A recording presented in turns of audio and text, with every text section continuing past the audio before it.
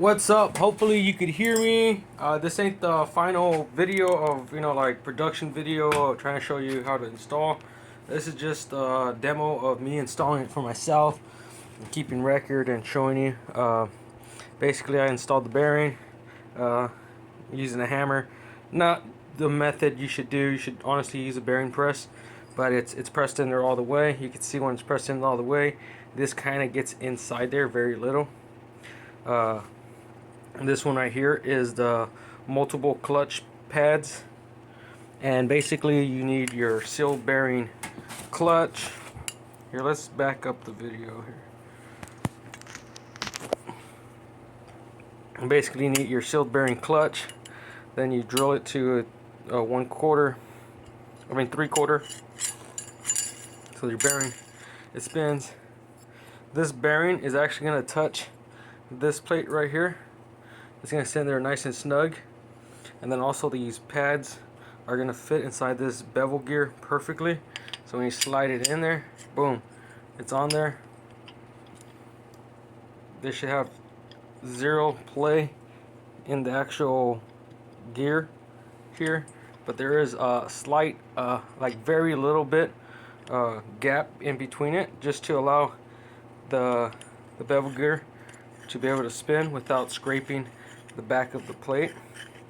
It's machined to be that way, real tight. So basically it's like if your clutch is really tight and you release the clutch just a little bit, pulling it out, it allows the thing to spin. But it's basically, this spins no matter what all the time, and you're supposed to key this, but I'm planning to actually make this out of aluminum as well with 3/4, so you don't have to drill. And you just put a key and you're set. So basically just that. So that fits in there, spins. The clutch itself goes in here. This is what deactivates, is these clutch plates inside here. It spreads open and allows it to spin.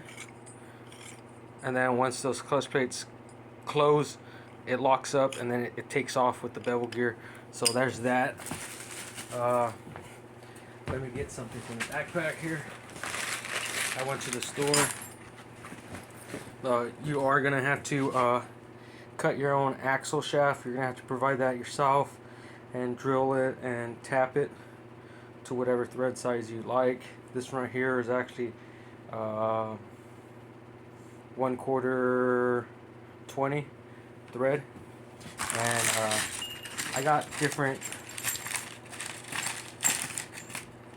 type of washers and stuff, because one washer is going to be for the clutch, which is this clutch here, and this one washer is going to be for this one right here. And eventually you could put the Allen head for you won't mess up your leg when it's right here. It won't scratch your leg, but when you're torquing it down, I recommend using a hex head, or not a hex head, a bolt, just a regular bolt head, square, to torque it down. And then once you torque it down, you could unbolt it and then slide your Allen head for you to be safe, for you won't mess yourself up. This is the 5-star. I'm gonna call it 5-star, just 5 pads. This one has more pads. I think I want to go with this one just because it looks cooler and it has more pads inside here, which I'll show you. Let me pop this bevel gear up, which actually has more pads that go in there, and you can see it's in there. It's really deep, so that's what you're getting when you install it. It's going to be in there nice and flat and deep.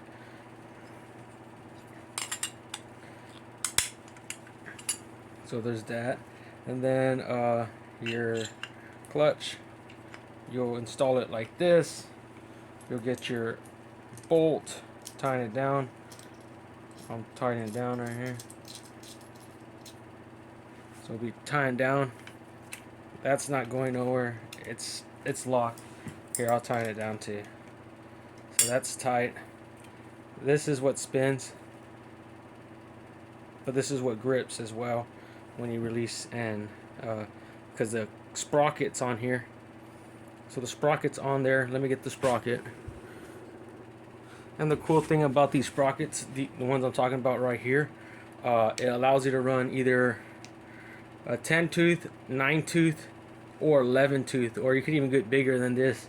I don't know how you're gonna make room on your case, but if you're into modifying and rigging up your system, you could do that. But I'm gonna run with 11. So like I said, this is gonna actually be attached to this. So when this spins, hopefully it's in the video, when this spins, this whole thing spins, and this is on your engine. And we'll install this just to show you. See, there's that. Then we'll install that. So that's on there nice and tight. It sits flush, and boom. So that's your engine, and it spins, you know, and that sprocket spins. So it's, no matter what, it's already locked. You know, it's locked and loaded. It's not gonna slip. Like, you can spin this, it's not gonna slip. It's 2 disc on this clutch system, so it's not gonna slip. I think there's even a 3 disc model. Not too sure if this fits for the 3 disc. I never got the 3 disc. I got the 2 disc. I think that's gonna be perfect. You gotta make sure everything's pushed in your engine, locked. And then there's a collar that you put on here to lock it, so that keeps it all tight, you know. So that's gonna be good. And basically, this mount bracket, you put a washer and a bolt here, and there's a cable guide. Just look on how does a 3D motorsport clutch works, and there it is. Google that and you'll see when you press the clutch in, these discs here separate, they open up and allows it to spin, and then when you let go of it, it locks up like this, and then it grips, and there it is. So there's my clutch system. I think it works perfect. I'm happy. This thing doesn't have play, but yet it has enough room for it won't be scraping. Might do some self clearance, I don't know, but we'll find out what this thing could actually do. This is what I'm holding. I would like to have it more like smaller, more compact, and who knows, I might make the compact version, but the compact version would basically just be this part and these pads cut out about right here on this half, about like this. So I'm only gonna save this much, about half an inch of space, but it eliminates the bearing.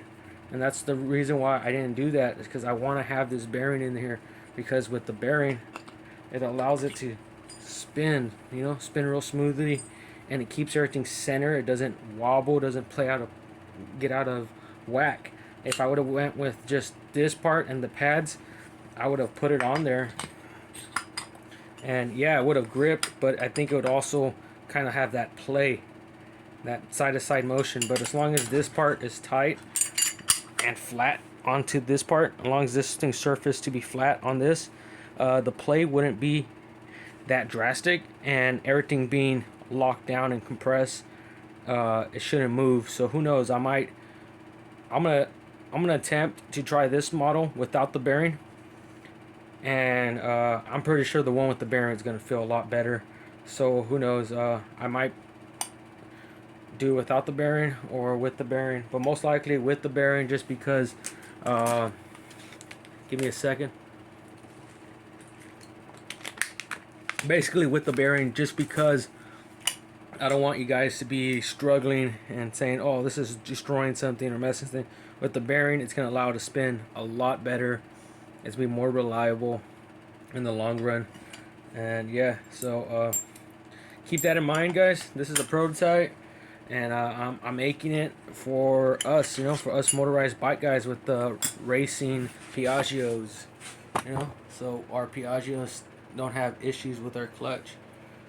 Sorry for a long video, 10 minutes, but I'm going to install it on the bike, and that's going to be next video.